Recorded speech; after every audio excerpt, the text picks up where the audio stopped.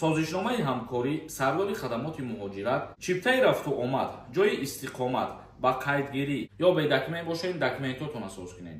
Салом тамошобинони барномаҳои Сомониён TJ. Як информатсияи нава ба маълумоти шумо мерасонем ки ба муҳоҷирон тааллуқ дорад. Бо диққат тамошо кунед. нафарҳое ки мехоҳанд ба Англия сафар кунанд барои кору фаъолият кардан, чихеле ки медонед дар Англия корҳои мавсимӣ сар мешавад ва бояд ки шумо анкета пур кунед. Аввал барои пур кардани анкета номере ки рӯи экран меброяд дар WhatsApp қатишон ҳамсӯҳбат бишен ва анкетаҳои шуморо пур мекунанд. хоб мавзӯи асосии имрӯзаи мо хадамоти муҳоҷират бо TS сервис барои интиқоли муҳоҷирон шартнома баст. яъне ки хадамоти муҳоҷирати ҷумҳурии Тоҷикистон боз бо як ширкати дигар дар Федератсияи Русия шартнома баст ва бо бастани ин шартнома шаҳрвандони ҷумҳурии Тоҷикистон метавонанд ки ба Федератсияи Русия сафар карда кору фаъолият намоянд. ба муҳоҷирони тоҷик аз 50 то 150 ҳазор рубли русӣ маош дода мешавад. хадамоти муҳоҷират дар як шаҳри Федератсияи Русия барои интиқоли қувваи корӣ ба ин ширкат қарордод бастааст. дар ин бора вазорати меҳнат, муҳоҷират ва шуғли аҳолии ҷумҳурии Тоҷикистон хабар медиҳад. созишномаи ҳамкорӣ сардори хадамоти муҳоҷират Нодирзода Имачо ва директори генералии ширкате ки мо ном бурдем баста шуд ва ба имзо расонида шуд. ширкати мазкур ба шаҳрвандони ҷумҳурии Тоҷикистон вазифаҳои холии кориро аз қабили ронандаи автобус, троллейбус, трамвай, кондуктор, упаковщик, разнорабочий, кормандони роҳ, оператор ва сварши корҳои мавсимӣ ва сохтмониро пешкаш менамояд. бо ин ширкате ки хадамоти муҳоҷират шартномаи нав бастагиай ҳамин вазифаҳое ки айни ҳол мо ном бурдем, шаҳрвандони ҷумҳурии Тоҷикистон агар аз уҳдаи ин вазифаҳо ки баромада битавонанд метавонанд ки рафта дар ҳамон ҷо муроҷиат кунанд ва ба ин корҳо пайваста шаванд. ва ногуфта намонад ки музди маош муқаррар шудагиай вобаста аз кори шумо нигоҳ карда музди маош метиҳанд. аз 50 ҳазор рубл ками камаш мебошад ва аз ҳама зиёдаш 150 ҳазор рубл мебошад. чиптаи рафту омад ҷои истиқомат ба қайдгирӣ, патент, пардохти моҳона, либоси махсус, рафтан ба ҷои кор ва бозгашт бо нақлиёти ширкат. муҳоҷирони меҳнатӣ се вақт бо хӯроки гарм аз ҳисоби ширкат пурра таъмин карда мешаванд. яъне ки ҳар як вазифае ки шумо аз уҳдаш мебароед бояд ки либоси махсус бупӯшед ва таъмин кардани либоси махсус, таъмин кардан ба се вақт хурду хӯрок, таъмин кардан ба ҷои хоб аз ҷониби ана ҳамин ширкат мебошад. хоб тамошобинони азиз ва гиромӣ қадр, мо хостем ки ин информатсияи нава ба маълумоти шумо бирасонем. акнун комментарияҳоро мехонем, бо диққат гӯш кунед. нафарҳое ки агар бихоҳед границаи Қазоқистон сафар кунед, як бародари худмона тавсиятон метиҳем ки ширкати боваринок мебошад.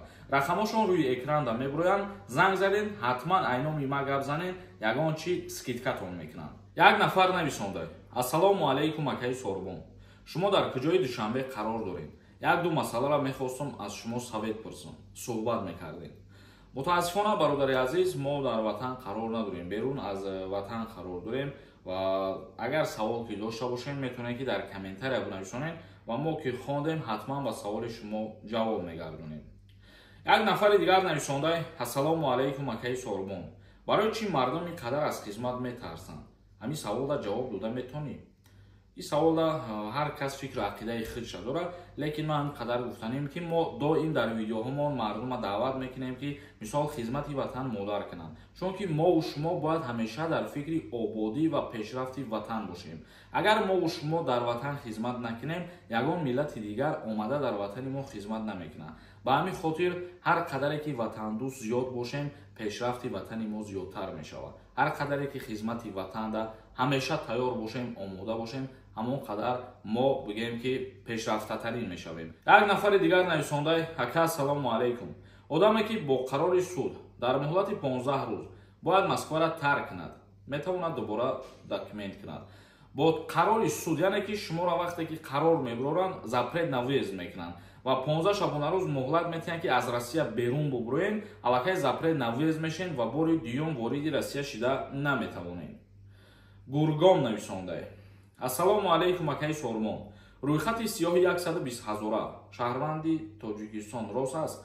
бале, 120,000 шаҳрванд мисол номаш буромадагие ки оё ягон нарушение кардагиам, умуман огоҳӣ додагиам ба ин шаҳрвандо ки ягон нарушение дошта бошед, мисол ҷариматона пардохт кунед ё бедокумент бошед, документотона соз кунед, огоҳӣ мебошад. Як нафари дигар нависонда: салом акаи Сорбон, шумо дида метонед ки номи мо дар рӯйхат ҳаст ё ин ки не? Мо ин чиза насиб як дурӯза дар пешкаши шумо мегардонем. Баъзе нафарҳое ҳастанд ки наметавонад проверка карда бибинад ки номаш ҳаст ё ки не дар ҳамун чорни списка, ва мо пешкаши шумо мегардонем, баъдан метавонед ки ба дили пир тафтиш бикунед. Муминзода нависонда: ассалому алайкум, агар дар рӯйхати сиёҳ номтон набошад, чӣ барое ки мо 50 моҳ пеш IRF буромадагием, ягон гап намешавад равем? Илтимос ҷавоб мебинем.